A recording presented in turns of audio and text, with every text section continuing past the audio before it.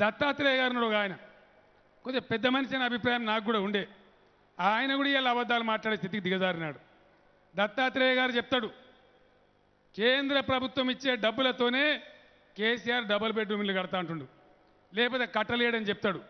దత్తాత్రేయ గారు కేంద్ర మంత్రిగా నిజాయితీగా రేపు పొద్దున ప్రెస్ కాన్ఫరెన్స్ ప్రజలకు చెప్పాలి. నువ్వు డబుల్ బెడ్రూమ్ ఇండ్ల పథకం ఈ భారతదేశంలో ఒక్క తెలంగాణ రాష్ట్రంలో తప్ప ఎక్కడన్నా ఈ దేశంలో ఉందా?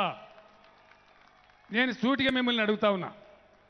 మీ బీజేపీ ఇవాళ గుజరాత్, రాజస్థాన్, మహారాష్ట్ర, మధ్యప్రదేశ్, ఛత్తీస్గఢ్ రాష్ట్రాలలో మీ బీజేపీ ప్రభుత్వమే ఉంది, మీ ముఖ్యమంత్రులే ఉన్నారు. ఆ రాష్ట్రాలల్లో డబుల్ బెడ్రూమ్ పథకమే ఉందా? నువ్వు ప్రజలకు చెప్పాలని నేను కోరుతా ఉన్నా. రెండవ మాట, నిన్న చంద్రబాబు నాయుడుతోని నువ్వు హైదరాబాద్లో తిరిగి ప్రచారం చేసినావు. నేను పేపర్లో ఫోటోలు చూసినా. నువ్వు ఏ చంద్రబాబు నాయుడుతో తిరిగినావో ఆ ఆంధ్రప్రదేశ్లో ఇలా డబుల్ బెడ్రూమ్ స్కీమ్ ఉందా అని చెప్పి నేను అడుగుతా ఉన్నా. ఇంకొక మాట, అమాయకంగా ఏది పడితే చెప్తే తెలంగాణ ప్రజలు నమ్మడానికి సిద్ధంగా లేరు.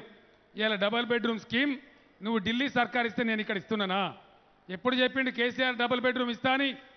ఎప్పుడు చెప్పిండు కేసీఆర్ 1000 రూపాయల పెన్షన్ ఇస్తా అని?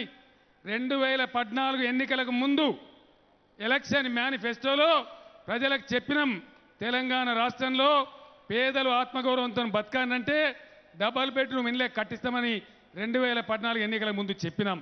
వాస్తవాలు ఈ విధంగా ఉంటే అబద్ధాలు చెప్పి, అవాకులు చెప్పి, చెవాకులు చెప్పి ఇష్టం వచ్చిన పద్ధతిలో మాట్లాడుతూ ఉన్నారు. కాంట్రాక్టు ఉద్యోగుల వ్యవస్థ తెచ్చిందే నీ ముద్ర.